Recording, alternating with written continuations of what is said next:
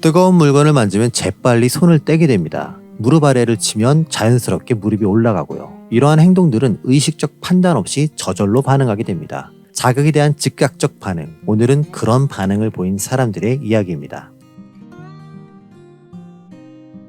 여인들이 빈 무덤 소식을 전하고 베드로가 현장을 확인했지만 사람들은 여전히 부활을 믿지 못했습니다. 이런 뒤숭숭한 분위기 속에 두 사람이 엠마오로 향하고 있습니다. 그들은 오늘 벌어진 일에 대해 열띤 토론 중이었죠. 그들 사이에 스리슬쩍 나타나신 예수님은 무슨 주제로 대화 중인지를 물으십니다. 이에 글로바는 어이없다는 듯이 예루살렘의 핫한 소식을 모르냐며 그간의 일을 알려주죠.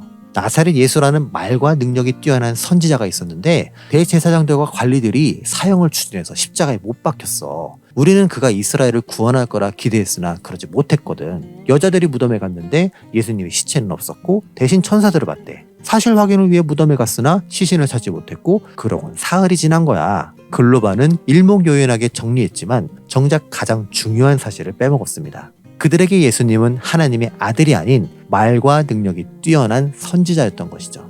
첫 단추를 잘못 끼웠으니 십자가 죽음과 부활을 이해할 수 없었고 목격자들의 증언도 믿을 수 없었습니다. 그것이 말이 된다고 생각하니? 지금도 이들처럼 생각하고 바라보는 많은 예수쟁이들이 있습니다. 하나님이 무엇을 원하시는지, 예수님이 삶으로 뭘 보여주셨는지, 성령님이 어떻게 인도하시는지를 생각하기보다 해결사처럼 능력으로 도와주길 원하고 자판기처럼 헝금한 만큼 복주길 원하며 내비게이션 마냥 실수 없는 길을 가르쳐주길 원하고 있죠. 그래서 우리는 스스로에게 물어보며 점검해야 합니다. 나는 그분을 어떻게 인식하고 무엇 때문에 따르고 있는지를요. 개념 정립이 잘 된 신앙인은 하나님을 따르며 순종하지만 주객이 전도된 종교인은 하나님을 끌어오며 부려먹으니까요.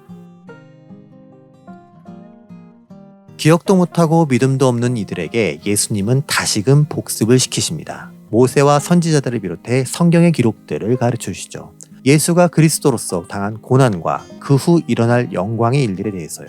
그들은 어느덧 엠마오에 이르렀고 날이 저물었으니 그곳에서 함께 머물자 요청하죠.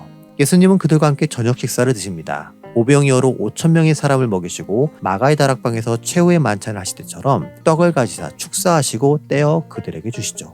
순간 그들의 눈이 밝아졌고 예수님은 호련히 사라지십니다. 예언에 대한 깨달음과 부활을 확인한 그들은 그 즉시 예루살렘으로 향하죠. 앞서 그들이 엠마오에 도착했을 땐 해질 무렵이자 저녁 시간이었습니다. 밤을 비추는 거리에 조명도 없고 오가는 이도 드문 말 그대로 밤길이 위험한 시간이었죠. 그래서 예수님께 엠마오에서 함께 머무르자 요청했던 것이죠.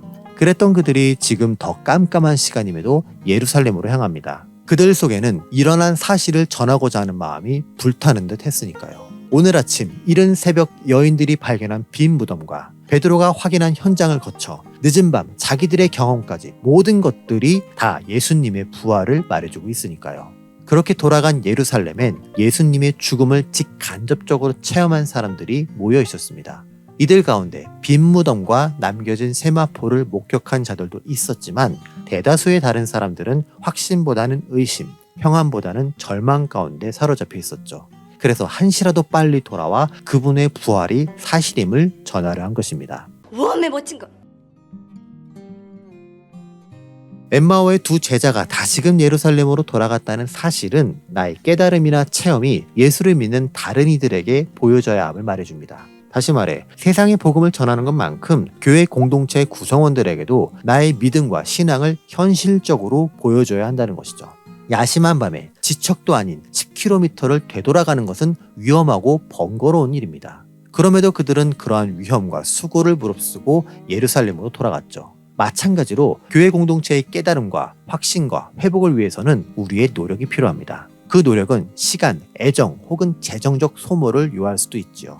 하지만 먼저 깨닫고 올라선 자가 아직 오르지 못한 자를 이끌어줘야 하고 많이 받고 누리는 자가 부족한 자를 채워주는 게 하나님의 뜻입니다. 선한 사마리아인이 자신의 시간과 돈을 써가며 돌봤기에 강도 만나 거의 죽게 된 자가 다시 살아날 수 있었던 것처럼 내가 가진 시간과 재물도 그렇게 쓰여야만 하나님 나라가 확장되고 복음이 전해지는 것입니다. 그렇지 않고 세상 사람들이 하는 것처럼 내 가족과 내 새끼만을 위해 재물을 관리한다면 내 삶과 목표는 말 못하는 짐승의 것과 별반 다를 게 없습니다. 내가 가진 재물관의 수준이 그러한데 하나님의 자녀라는 구별된 거룩함은 기대하지도 못할 거고요. 또한 하나님이 주신 지혜를 깨달았다면 즉시 반응해야 합니다. 반응 자체가 순종이기 때문에 때론 그것이 예배보다 우선될 수도 있고요. 예수님은 예물을 드리려다가 형제에게 원망 들을 만한 일이 생각나거든 먼저 가서 형제와 화목하고 그 후에 와서 예물을 드리라 하셨습니다. 이것은 예배만큼 행실이 중요하다는 것과 동시에 깨달음에 대한 즉각적 실천을 강조하고 있죠. 서로 화목하며 사랑하는 것이 하나님의 뜻입니다. 그 화목과 사랑을 위해 화해할 것을 생각나게 하시는 분은 하나님이고요. 만약 지금 내 머릿속에 실천해야 할 화목과 사랑이 떠올랐다면 이것이 바로 하나님이 원하시는 뜻입니다. 그러니 부족한 부분을 채우는 것이라면 즉시 움직이고 선을 위해 마땅히 해야 한다면 지금 하는 게 맞습니다. 약속하고 지키고 사람은 그렇게 사는 거야. 때론 감정에 취해 착각하는 게 아닐까라는 두려움이 생길 수 있습니다. 해야 할 일들을 생각해보니 귀찮고 복잡하게 느껴질 수도 있고요. 그럴 땐 이걸 생각하면서 기도해 보십시오. 하려는 이유가 타인을 위한 것이자 선한 의도인지, 행한 이후에 나올 궁극적인 결과가 선한 것인지를요. 이러한 고민과 기도 가운데 계속해서 생각이 난다면 실천하는 게 맞습니다. 하나님은 어떻게 해서든 요구하실 것이고 미루면 미룰수록 더 분명하고 확실하게 말씀하실 테니까요. 그럼에도 계속 외면하고 미루면 실천할 수 있는 기회는 영영 날아가 버리겠죠. 언젠가는 해야 한다는 생각을 반복적으로 해왔고 이것이 머릿속에 오래 머물러 있었다면 지금 실천하십시오. 그래서 예수님을 만난 이후 즉시 예루살렘으로 돌아가는 수고를 마다하지 않은 두 사람처럼 하나님이 주시는 깨달음을 오래 고민하며 지체하지 않는 여러분이 되시길 소망합니다.